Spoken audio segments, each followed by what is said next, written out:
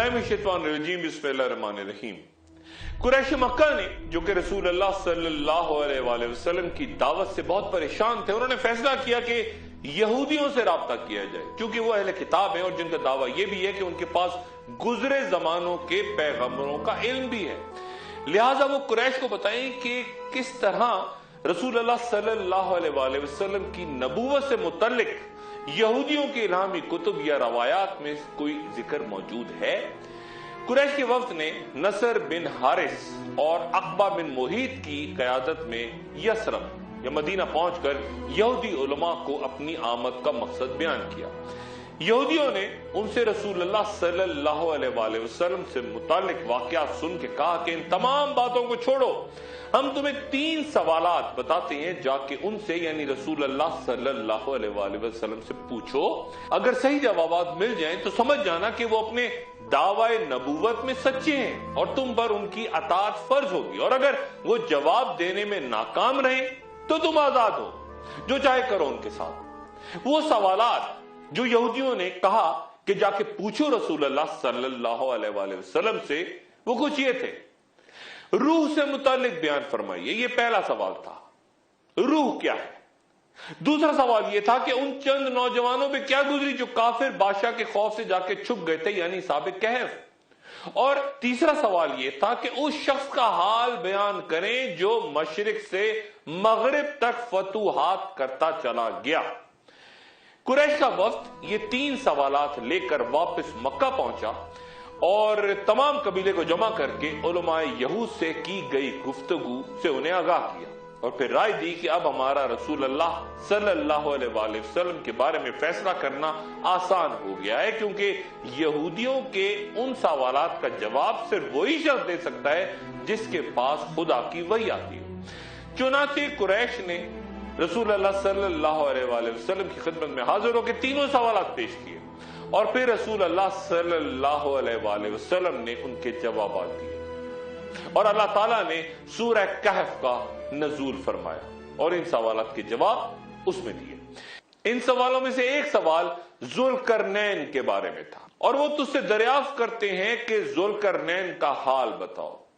अहले इल्म का इत्तेफाक है कि जुल्करनैन अल्लाह के पैगंबर नहीं थे, बल्कि एक मोमिन और सालेह बादशाह थे, जिन्हें यह लकब यूं अता हुआ कि वो मशरिक और मगरिब यानी जमीन की 2 इंतहाओं के दरमियान सफर करते थे।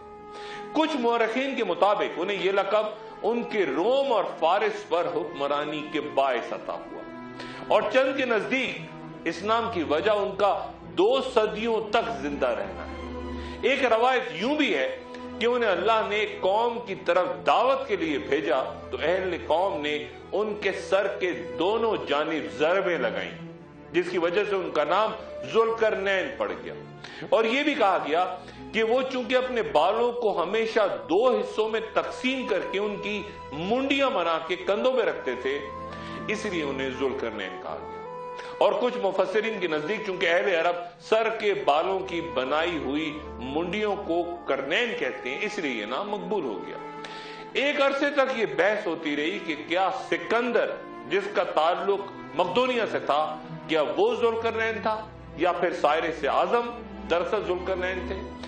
कससुल कुरान के मुताबिक वो याफिज बिन नूह अलैहिस्सलाम के बेटे थे, जबकि तफसीर मारूफ कुरान में तहरीर है कि वो हजरत ईसा अलैहिस्सलाम और रसूल अल्लाह सल्लल्लाहु अलैहि वसल्लम के दरमियानी दौर में गुजरे। कुछ उलमा के मुताबिक वो हजरत इब्राहिम अलैहिस्सलाम के दौर में थे और उन्होंने काबा की तामीर में भी हिस्सा लिया था और वहां तवाफ के बाद दुआ भी की थी कि उसकी बरकत से फिर उनका मशरिक और मगरिब का सफर आसान हो गया था। तमाम रूए जमीन के बादशाह उनके ताबे थे और चंद रवायात के मुताबिक उनके खालाजाद भाई और अहम तरीन अजीज हजरत खिजर थे। ये नजरिया कि जुल्करनैन मकदूनिया का सिकंदर था बिल्कुल गलत, क्योंकि वो तो मुशरिक और बुत परस्त कौम से था और दोनों के दरमियान कुछ 2000 साल का फर्क बयान होता है।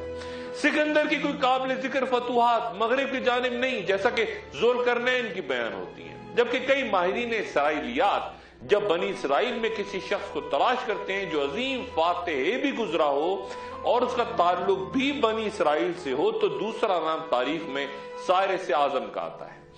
اہل یہود کے نزدیک سائرس ایک عظیم المرتبہ شخصیت ہے، کیونکہ اسی کی وجہ سے بنی اسرائیل کو بخت نصر بادشاہ کے ظلم و ستم سے نجات ملی تھی۔ یہودیوں کی الہامی کتابیں سائرس اعظم کی آمد کو تب کے پیغمبروں کے خواب میں بھی بطور نجات دہندہ بیان کرتی۔ یہ سمجھنا ضروری ہے کہ آخر علماء یہود نے دیگر دو مسائل کے ساتھ خاص طور پر ذوالقرنین سے متعلق رسول اللہ صلی اللہ علیہ وآلہ وسلم سے معلومات حاصل کرنے کی فرمائش قریش کے وفد سے کیوں کی تھی۔ قدرتی طور پہ یہ سوال پیدا ہوتا ہے کہ یہودیوں کو ذوالقرنین میں آخر دلچسپی کیا تھی۔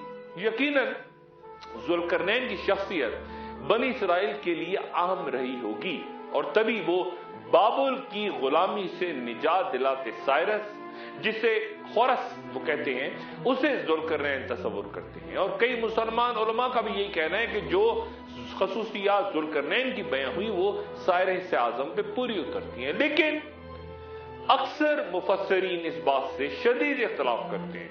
بیان ہوتا ہے کہ ذوالقرنین سفر کرتے اس علاقے جہاں پہنچے جہاں ترکوں کی سرزمین پر آرمینیا اور آذربائیجان کے سرحد کے نزدیک کوئی جگہ تھی، اور وہاں دو پہاڑوں کے نزدیک ایک مقام سے ایک فساد برپا کرتی قوم نکل کے آتی اور کھیتوں کھلیانوں کو تباہ کرتی، بربادیاں پھیلاتی اور ترکوں کو بے دردی سے قتل کرتی یا غلام بنا کے لے جاتی۔ یہ حضرت آدم علیہ السلام کی اولاد یعنی انسان ہی تھے جن کا اجمی نام یاجوج و ماجوج کہلایا، اور حافظ ابن حجر کے مطابق وہ یافس بن نوح علیہ السلام کی اولاد سے ہی دو قبیلے تھے۔ جب ترکوں نے ذوالقرنین بادشاہ کے پاس قوت دیکھی تو گزارش کی کہ ان کے اور یاجوج و ماجوج کے درمیان رستے کو کسی طرح بند کر دیں تاکہ بربادیاں جو یاجوج و ماجوج پھیلاتے ہیں ان سے نجات مل سکے۔ انہوں نے اس مہربانی کے لیے ذوالقرنین کو رقم کی پیشکش بھی کی، لیکن نیک بادشاہ ذوالقرنین نے بغیر کسی لالچ اور معاوضے کے محض اللہ تعالی کی رضا اور اس مصیبتوں میں گھری قوم کی بھلائی کے لیے شریک قوم یاجوج و ماجوج کا رستہ روکنے کا فیصلہ کیا، اور مسئلے کا آسان ترین حل یہ نکالا کہ دونوں پہاڑوں کے درمیان گزرگاہ کو ایک مضبوط دیوار سے بند کر دیا جائے۔ چنانچہ انہوں نے ترکوں سے کہا کہ وہ افرادی قوت سے ان کی مدد فرمائیں۔ انہوں نے کہا کہ اے ذوالقرنین، یاجوج و ماجوج اس ملک میں بڑے فسادی ہیں، تو کیا ہم آپ کے لیے کچھ خرچ کا انتظام کریں اس شرط پر کہ آپ ہمارے اور ان کے درمیان ایک دیوار بنا دیں۔ یاجوج و ماجوج سے پریشان لوگ غالباً اس حقیقت سے ناواقف تھے کہ ذوالقرنین صرف ایک ہستی نہ تھے بلکہ ایک پوری قوم اور ایک فوج بھی تھے، بالکل حضرت سلیمان علیہ السلام کی طرح۔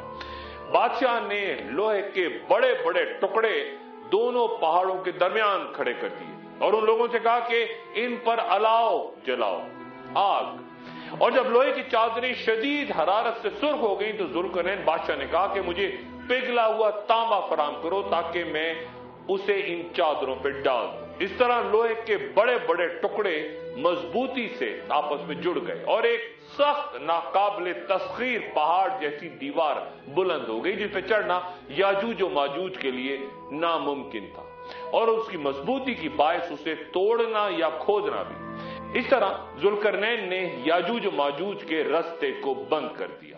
تب سے لے کر آج تک ہزاروں سال سے یہ قبیلے باقی دنیا سے جدا ہیں۔ ان کا کھانا پینا، معاشی اور معاشرتی نظام غالباً سب کچھ جدا مختلف ہے۔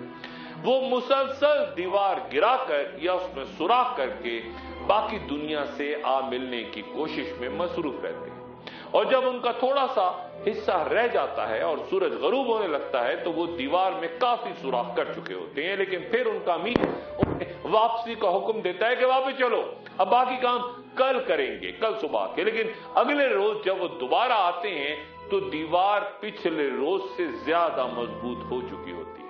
کچھ مسلمان مورخین اور جغرافیہ نویس اس دیوار کو کوکس کے علاقے میں، جسے عربی میں القوقاس کہا جاتا ہے، داغستان میں دربند اور داریال کے درمیان بیان کرتے ہیں۔ یہاں بلند و بالا پہاڑ ہیں اور یہاں شمال کی وحشی قوموں کی جنوب کی جانب یلغار روکنے کے لیے ایک دور میں 50 میل طویل اور 290 फुट बुलंद दीवार भी तामीर हुई थी, जिसके कुछ आसार आज भी देखे जा सकते हैं। कुछ उलमा के नजदीक यहीं कहीं जुल्करनैन की तामीर करदा दीवार भी मौजूद है, जबकि कुछ उलमा दीवार चीन को भी जुल्करनैन की दीवार करार देते हैं। जब याजूज और माजूज के खरूज का वक्त आएगा तो वो तमाम दिन दीवार में सुराख करेंगे और फिर हर रोज की तरह उनका अमीर उनसे कहेगा कि चलो बाकी काम कल मुकम्मल करेंगे इंशाअल्लाह। इससे पहले हजारों साल से दीवार तोड़ने की कोशिश करते याजूज और माजूज ने कभी इंशाअल्लाह के अल्फाज इस्तेमाल नहीं किए होंगे।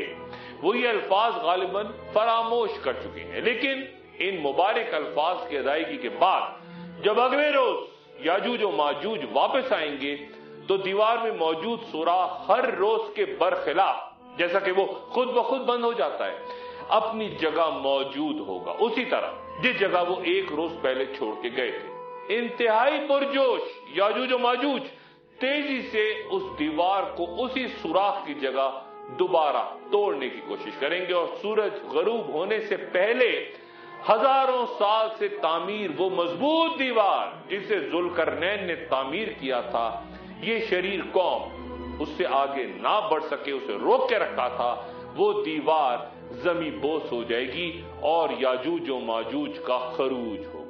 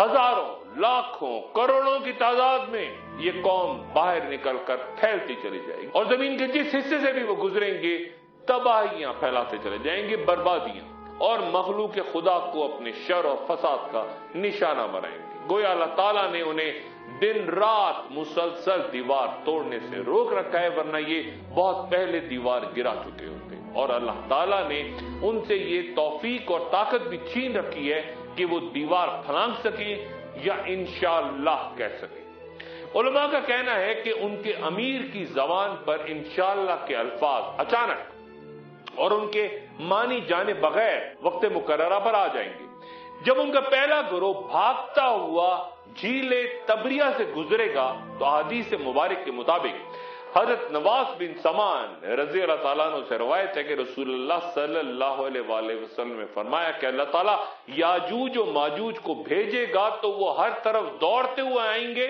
उनका पहला गिरोह जब झीले तबरिया से गुजरेगा तो उसका सारा पानी पी जाएगा और जब आखिरी गिरोह वहां पहुंचेगा तो वो कहेंगे कि कभी इस जगह पानी हुआ करता था। बहर तिब्रिया या सी ऑफ गैलिली इसराइल में ताजा पानी की सबसे बड़ी झील है जो तकरीबन 65 मुरब्बा मील पे फैली और 141 फीट तक गहरी है और उसका ज्यादातर पानी दरियाए उर्दन से आता है और इस झील का जिक्र तौरात और अंजील दोनों में मिलता है। हजरत ईसा अलैहिस्सलाम ने अपनी जिंदगी का बड़ा हिस्सा इसी झील के साहिलों पर गुजारा अपने हवारियों के साथ। 1964 में शाम ने झील के पानी को कम करने के लिए हेड वाटर डाइवर्जन प्लांट नस्ब कर दिया, जिसके नतीजे में बहर तिब्रिया की झील में तेजी से पानी की सतह आमद कम होने की वजह से गिरती चली गई। तमाम खित्ते में शदीद कशीदगी फैल गई। इसकी वजह से तमाम मशरिकी बुस्ताने और इसराइल ने इल्जाम लगाया कि ये इससे खत्म करने के लिए एक साजिश तैयार की गई। کئی مذاکرات عالمی قوتوں نے اس تنازع کے حل کے لیے کروانے کی کوشش کی، لیکن کوئی نتیجہ سامنے نہیں آیا۔ اور پھر 1967 میں عرب اسرائیل جنگ کی بنیادی وجہ اسی جھیل کا پانی بھی تھا۔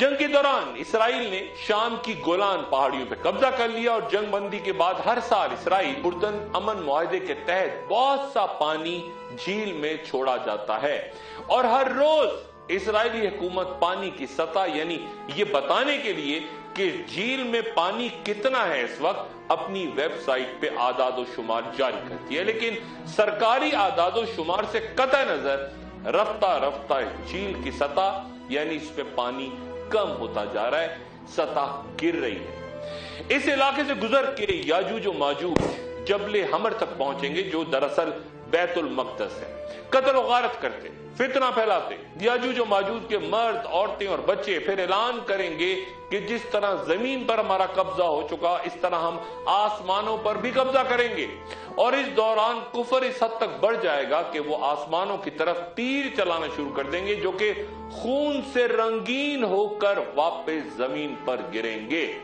اور تب حضرت عیسیٰ علیہ السلام تک یہ خبر پہنچے گی کہ وہ قوم نکل چکی جس سے لڑنے کی طاقت کسی کے پاس نہیں۔ اس لیے آپ یعنی عیسیٰ علیہ السلام یا تو اپنے ساتھیوں کے ساتھ کوہ طور کی طرف نکل جائیں یا پھر قلعہ بند ہو جائیں، اور پھر یاجوج و ماجوج کی ہر طرف سے یلغار کے سامنے اپنے ساتھیوں کے ہمراہ شدید بھوک اور مشکلات کے شکار حضرت عیسیٰ علیہ السلام چاروں طرف سے گھر جائیں گے، اور وہ کسی صورت بھی یاجوج و ماجوج کو شکست دینے کے قابل نہیں رہیں گے۔ ایک وقفہ، اور وقفے کے بعد دوبارہ حضور۔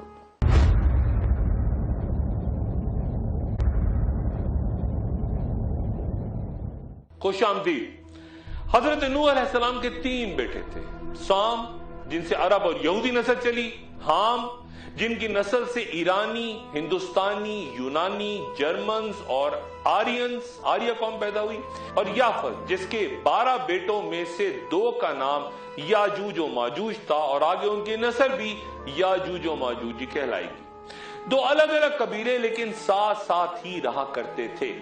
آخر زماں میں یاجوج و ماجوج کی خروج کی اہمیت کا اندازہ اس بات سے لگایا جا سکتا ہے کہ اللہ تعالیٰ نے لفظ دجال قرآن شریف میں استعمال نہیں کیا، لیکن اس فساد بپا کرتی قوم کا تفصیلاً ذکر سورہ کہف میں موجود ہے، اور اللہ تعالیٰ انہیں مفسدون فی الارض یعنی اللہ تعالیٰ نے جہاں چند قوموں کو چند گناہوں کا مرتکب قرار دیا، یاجوج و ماجوج میں ہر قسم کی برائیاں ہوں گی، ہر قسم کا شر، مذہبی، معاشی، معاشرتی برائیاں اور قتل و غارت گیری، ہر وہ گناہ جس کا تصور ہو سکتا ہے۔ گویا یہ ایک شیطانی قوم ہے جس میں مشرکین، کفار اور برباد ہوتی عاد و سمود جیسی قوموں سے کئی بڑھ کر اس قدر برائیاں ہیں کہ اللہ تعالیٰ نے آخر الزمان تک ان کو باقی دنیا سے الگ رکھنے کا فیصلہ کیا ہے۔ ان کو قید کرنے والے ذوالقرنین کے نام کے ایک معنی یہ بھی لیے جاتے ہیں کہ یہ قوم چونکہ 2 زمانوں میں ظاہر ہوگی، 2 بار، ایک وہ زمانہ جو ذوالقرنین کا پرامن دور تھا، اور دوسرا جب وہ ایسی قوت ہوں گے جن سے کوئی بھی لڑ نہیں پائے گا۔ یہ بات بھی واضح رہے کہ پہلے بھی ذوالقرنین سے یہ قوم زیادہ طاقتور تھی، اس لیے وہ ذوالقرنین ان سے لڑے نہیں تھے، صرف ان کا رستہ روکنے کے لیے ایک دیوار بنا دی تھی۔ اور جب ان کا دوبارہ خروج ہوگا آخر الزمان میں تو وہ اس قدر طاقت پکڑ جائیں گے کہ دنیا میں ہر 1000 میں سے 999 افراد یاجوج و ماجوج کے ساتھ شامل ہو جائیں گے۔ کوکس کے وہ پہاڑ جہاں یاجوج و ماجوج کو قید کرنے کا بیان ہوا، سینکڑوں سال سے لوگ وہاں سفر کر کے تحقیقات کے لیے وہاں اور دیگر مقامات پر متعدد نظریات کے سامنے آ چکے ہیں، جن میں سے ایک نظریہ یہ بھی ہے کہ ان علاقوں میں ایک خضر سلطنت قائم تھی جہاں کئی قبائل نے یہودیت اختیار کر لی تھی اور یہ یورپ جاتے مسلمان قافلوں کا رستہ روکتے تھے۔ کیون ایلن بروکس اپنی کتاب The Jews of خزریہ میں اس سلطنت کا ذکر تفصیلاً کرتا ہے اور یہ بھی بیان کرتا ہے کہ کس طرح وہ مسلمان فوجیں جو بازنطینی اور اہل فارس کو شکست میں کامیاب ہو جاتی وہ ان اہل خضر کے سامنے ناکام ہوتی۔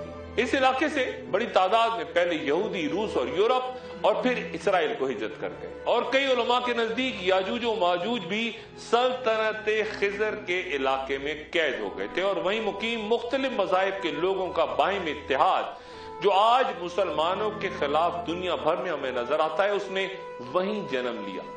ایک تشریح یاجوج و ماجوج کی جانب سے اہل زمین پہ غلبہ پانے کے بعد آسمانوں کی جانب تیر برسانے کی بیان ہوتی ہے کہ یاجوج و ماجوج چونکہ آپس میں بھی لڑ رہے ہوں گے اس لیے وہ اس مرحلے پہ جدید خلائی جنگ یا اسٹار وارز میں بھی الجھیں گے۔ جدید روس خضر کے باشندوں کی نسلوں کی کثرت رکھتا ہے، جبکہ ہجرت کرتے خضر یورپ، اسرائیل اور امریکہ میں عیسائیت یا یہودیت اختیار کر چکے ہیں۔ تو یہ بھی ممکن ہے، امکان ہو سکتا ہے کہ آخر الزماں میں روس یا رشیا کی علامت یاجوج اور مغربی اتحاد کی علامت ماجوج ہے، جن کے درمیان بھیانک جنگ سے دنیا کی بڑی آبادی ختم ہو سکتی ہے۔ چند علماء کے نزدیک یاجوج و ماجوج مستقبل میں نہیں بلکہ خاموشی سے عرصہ دراز پہلے ہی آزاد ہو چکے ہیں۔ کہیں کوئی طویل آہنی دیوار دنیا میں نظر نہیں آتی، بلکہ وہ دنیا کے فکری اور ذہنی انتشار اور نفرتوں کا استعارہ ہے، ایک نئے ورلڈ آرڈر کی صورت جہاں مختلف قومیں ایک دوسرے کے مد مقابل صف آرا ہیں۔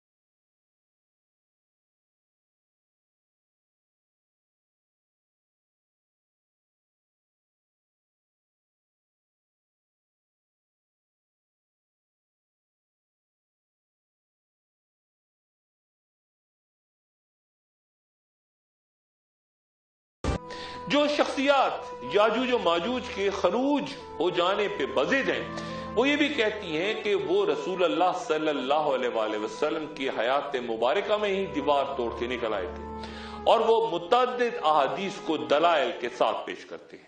ام المومنین سیدہ زینب رضی اللہ تعالیٰ عنہ فرماتی ہیں کہ رسول اللہ صلی اللہ علیہ وآلہ وسلم نے فرمایا کہ عربوں کے لیے تباہی ہے اس شر سے جو کہ بہت قریب آ چکا۔ آج یاجوج و ماجوج کی دیوار میں اتنا سوراخ کھول دیا گیا ہے اور آپ صلی اللہ علیہ وآلہ وسلم نے انگوٹھے اور ساتھ ملی ہوئی انگلی کا حلقہ بنا کے دکھایا۔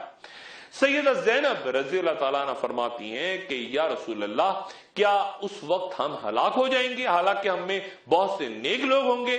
تو آپ صلی اللہ علیہ وآلہ وسلم نے فرمایا کہ ہاں، جب خباثت بہت زیادہ ہو جائے گی۔ گویا غالباً اسی روز اسی دور میں یاجوج و ماجوج کا رستہ کھل گیا تھا۔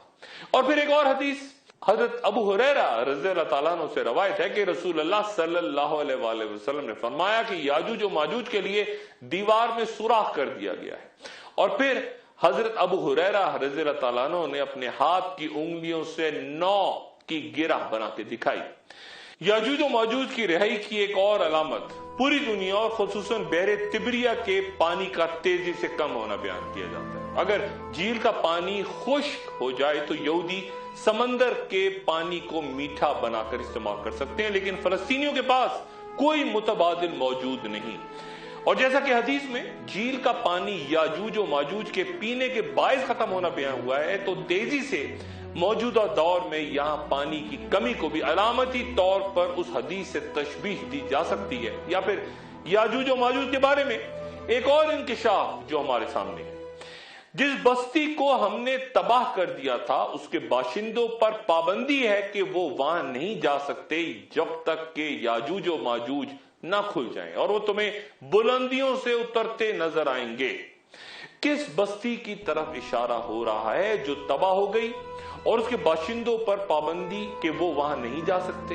ज़हन सिर्फ और सिर्फ फिर यरूशलेम की तरफ जाता है जो कई बार तबाह हुआ, लेकिन अब वहां इसराइल की रियासत कायम है। यहूदी वहां के आबाद हो चुके, और ऐसा तभी होना था जब याजूज और माजूज आजाद हो चुके।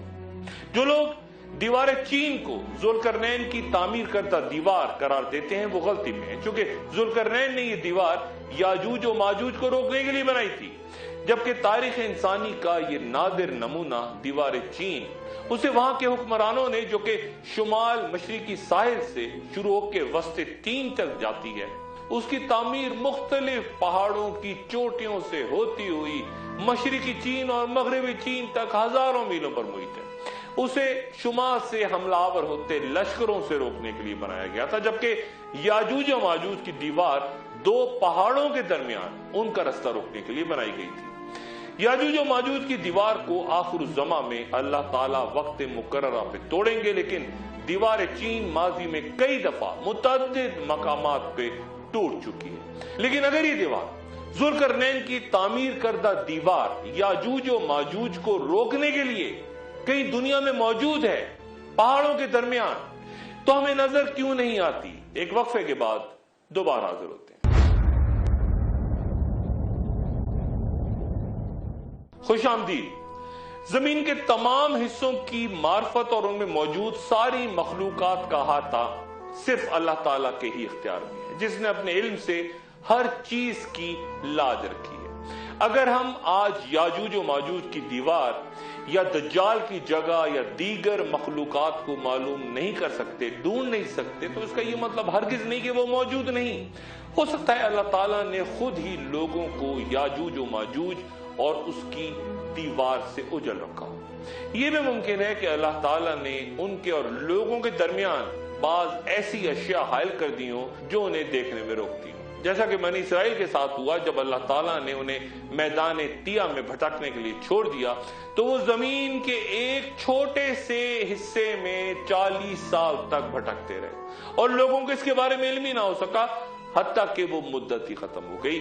इस वहशतनाक सहरा में सारा दिन सारी रात वो एक ही जगह घूमते रहते, लेकिन कोई फासला कोई मुसाफत तय नहीं कर पाते। बिल्कुल ऐसा ही कुछ मामला बरमुदा ट्रायंगल का भी है, जिसका आगे गुफ्तगू में जिक्र आएगा।